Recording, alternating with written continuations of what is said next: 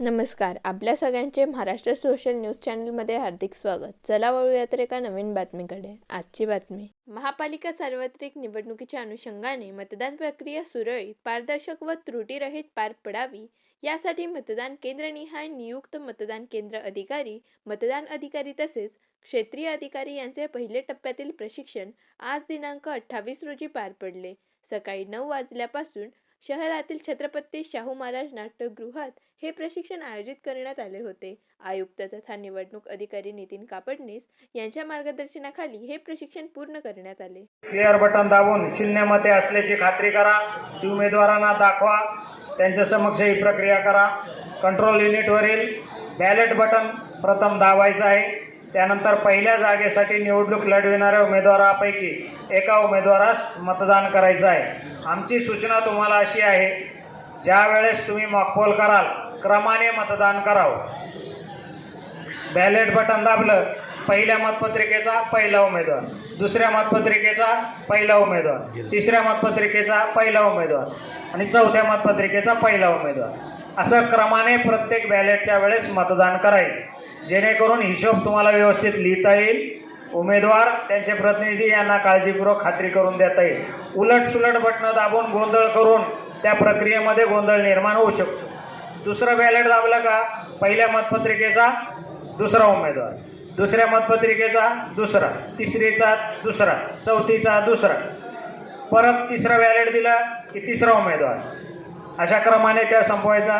चौथ्याच्या वेळेस चौथा, पाचव्याच्या वेळेस पाचवा. 4 मतपत्रिका आहेत.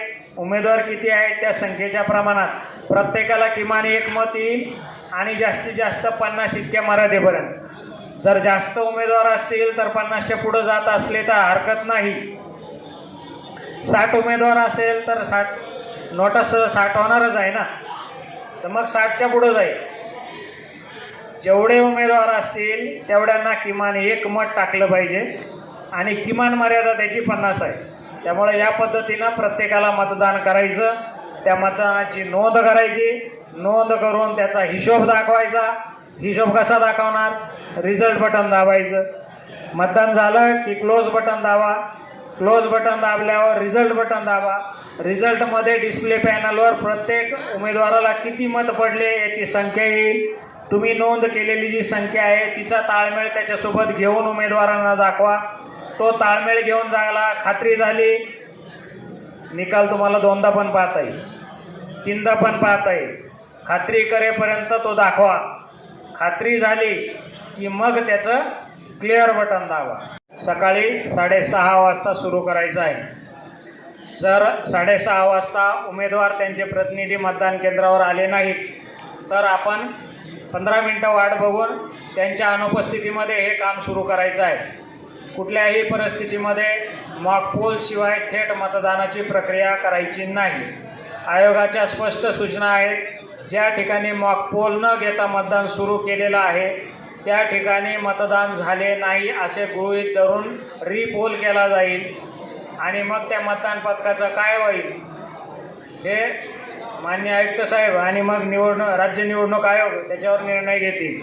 त्यामुळं कृपया मॉकपोल केल्याशिवाय कोणत्याही मतदान केंद्रावर मतदान सुरू करू नये.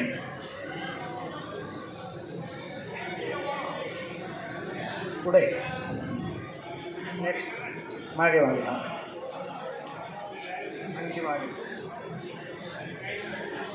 मगाशी सांगितल्याप्रमाणे जशी मतदान केंद्राची रचना आपण करणार आहोत त्याच पद्धतीनं मॉकपोल करतानाच मशीनची पूर्ण अरेंजमेंट करून ठेवायची आहे. मॉकपोलपूर्वी मतदान यंत्रामध्ये कोणतंही मतदान नोंदवलेलं नाही हे आपल्याला टोटल बटनाचा वापर करून उपस्थित उमेदवार त्यांचे प्रतिनिधी यांना दाखवायचं आहे. बातमी आवडल्यास चॅनलला लाईक व सबस्क्राईब करा व दररोज अशा नवनवीन बातम्या पाहण्यासाठी चॅनलला फॉलो करा. धन्यवाद.